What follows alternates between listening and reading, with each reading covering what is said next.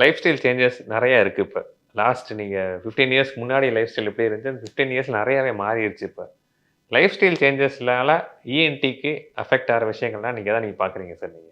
Life style சேஞ்சஸ்க்கு எனக்கு ENT head and neck surgery ப்ராக்டிஸ்க்கு ரொம்ப எக்ஸ்ட்ரா பேஷண்ட் வர மாதிரி ஆரம்பிட்டாங்க. எதுக்குன்னா lifestyle changes means what? எல்லாமே இப்போ செடென்ட்ரி தானே, உட்காந்துட்டு எல்லாம் வேலை செய்கிறாங்க, ஒர்க் ஃப்ரம் ஹோம் செய்கிறாங்க. So there is no exercise, there is no physical activity. அப்போது ஸ்லீப் ஆப்னியா, கொரட்டை வர்றது, நைட்டில் திடீர்னு ஒரு மூச்சு விடாமல் போகிறது, ஒரு whole family is disturbed in the night.